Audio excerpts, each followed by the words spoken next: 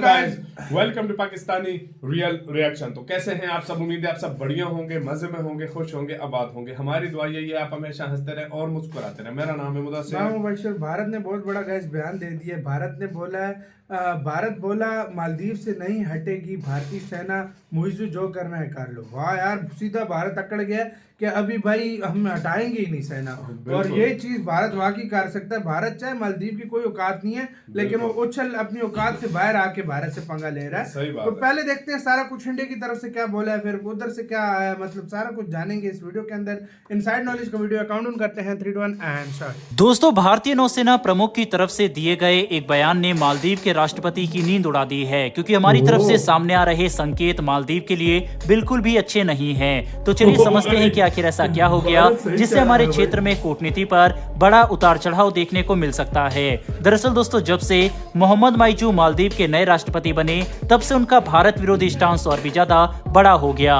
उन्होंने भारतीय मिलिट्री को मालदीव की जमीन छोड़ने का आदेश दिया, चीन के साथ संबंध मजबूत किया और एक ऐसे चीनी जहाज को अपने बंदरगाह पर आने की परमिशन भी दे दी, जिसको लेकर भारत श्रीलंका ने विरोध करते हुए प्रतिबंध लगाया था। इससे भारत की मेहनत बेकार हो गई। लेकिन मालदीव के राष्ट्रपति यहाँ पर नहीं रुके, बल्कि उन्होंने भारत को अल्टीमेटम दिया और कहा कि अगर 15 मार्च तक भारत अपनी मिलिट्री मालदीव की जमीन पर से नहीं हटाता तो इसका अंजाम अच्छा नहीं होगा। लेकिन अब भारतीय नौसेना की तरफ से दिए गए बयान सबको हैरान करने वाले हैं। दरअसल दोस्तों, भारतीय नौसेना के प्रमुख admiral R Hari Kumar sir ने कहा है कि भारत ने अभी तक अपनी मिलिट्री को ऐसा कोई भी आदेश नहीं दिया है जिसके आधार पर वे मालदीव को छोड़ दे। मतलब मालदीव में हमारे जो भी हेलीकॉप्टर, एयरक्राफ्ट और 77 सैनिक तैनात है, उन्हें मालदीव छोड़कर वापस आने के लिए कोई भी आदेश नहीं दिया गया है। जबकि 15 मार्च आने में लगभग 45 दिनों का ही समय बाकी है। इसके बावजूद भारत कोई भी एक्शन लेता नजर नहीं आ रहा। मतलब भारत ने एक तरह से ये बात साफ कर दी है कि भले ही मोहम्मद मुइज़्ज़ू अपनी तरफ से बड़े बड़े अल्टीमेटम दे दे, लेकिन जब तक हम मामले को पूरी तरह से समझ नहीं लेते, तब तक भारतीय मिलिट्री का एक भी जवान मालदीव की धरती को छोड़कर वापस नहीं आएगा। ये भी हो सकता है कि भारत को उम्मीद है कि अभी बैकडोर डिप्लोमेसी का इस्तेमाल करके हम मालदीव के साथ कोई रास्ता निकाल सकते हैं और भारत को अपने सैनिकों को वापस ही ना बुलाना पड़े, जो हमारे लिए सबसे अच्छा होगा। लेकिन हैरान करने वाली बात तो यह है कि जब दोनों देशों के बीच में तनाव चरम सीमा पर है, तभी मालदीव के राष्ट्रपति ने भारत को गणतंत्र दिवस की बधाई दी है और उन्होंने कहा है कि दोनों देशों के संबंध सदियों से चले आ रहे हैं और एक दूसरे के लिए सम्मान पर आधारित हैं। ऐसे में वे भारत को बधाई देना चाहते हैं, लेकिन हम इस बात को बिल्कुल भी इग्नोर नहीं करेंगे कि उनके द्वारा उठाए गए कदम अभी तक पूरी तरह से भारत विरोधी रहे हैं। सबसे बड़ी बात तो यह है कि मालदीव चीन के साथ काफी नजदीक हो चुका है। फिलहाल भारत के लिए बड़ी चुनौती तो यह है कि मालदीव अभी भी चाहता है कि भारत अपने सैनिकों को वापस बुला ले। हालांकि भारतीय मिलिट्री जो मालदीव में तैनात है, उसमें कोई भी खतरनाक उपकरण नहीं है और उनके पास बस वही उपकरण शामिल है जिससे हम मालदीव के लोगों की मदद करते हैं। ऊपर से भारत विरोध करने में मालदीव इतना आगे निकल चुका है कि उन्होंने चीन के एक जासूसी जहाज को अपने बंदरगाह पर आने की परमिशन भी दे दी, जिसकी वजह से इस चुनौती का सामना करना भारत के लिए सबसे महत्वपूर्ण है।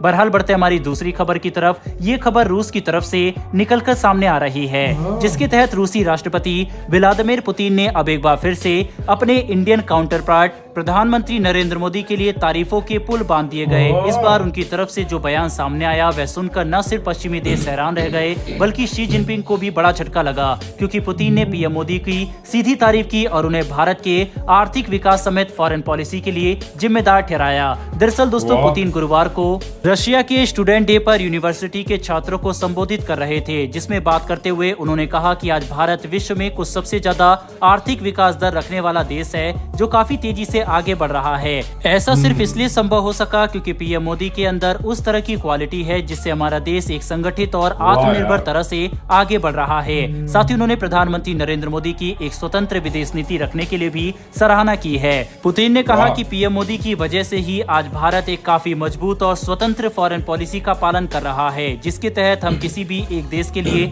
अपने इंटरेस्ट को साइडलाइन नहीं कर रहे।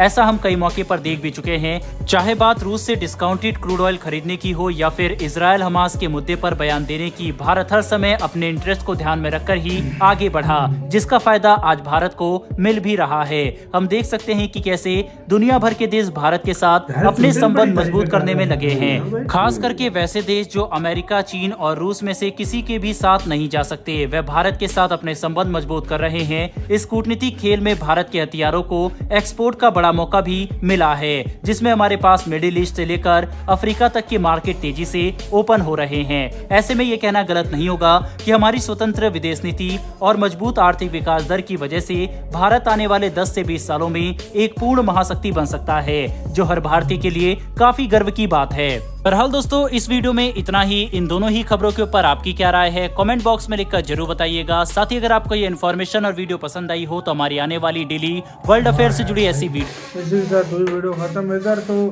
पुतिन तारीफों के पुल बांध रहा है और चाइना को मिर्ची उससे लाग रही है भाई। मतलब पुतिन, यार मैंने बहुत जगह देखा भाई, पीएम मोदी और भारत की तारीफ करता है यार, बहुत ज्यादा बड़े जगहों क्षेत्र पे यार पुतिन वायद वो बंदा है जो किसी की तारीफ नहीं करता, नहीं करता और ना किसी बंदे की करता। इतना एटीट्यूड है उसके अंदर कि भाई फ्रेंच वाले आए थे, जो आए थे उनको बेइज्जत करके निकाल देता है। वो ऐसा बंदा है वो, और स्पेशली मोदी जी की वो बड़ी तारीफ करता है और फॉरेन पॉलिसी की तारीफ करता है कि इंडिया की फॉरेन पॉलिसी सबसे अच्छी है, और इंडिया की मेक इन इंडिया की बहुत तारीफ करता है। उसको वो बहुत चीज अच्छी है क्योंकि भारत ने सीखा है इस चीज से और मेक इन इंडिया बनाया। अब आते हैं मेन मुद्दे की तरफ। इंडिया के जो नेवी के चीफ हैं वो जुड़ गए हैं मालदीव को, कहते हैं जो करना है मुझे कर लो भाई। हमने निकाले कि बात है, आदेश नहीं दिया उनको, चिल्ला कोई कुछ हुआ ही नहीं, उसकी डेडलाइन को कुछ समझा ही नहीं गया भाई। वो मोइसो भी लाइक गजब बेइज्जती है भाई। मैंने डेडलाइन दी, किसी ने कोई वो मतलब वो क्या कहते हैं जूं भी नहीं रहेंगी भाई।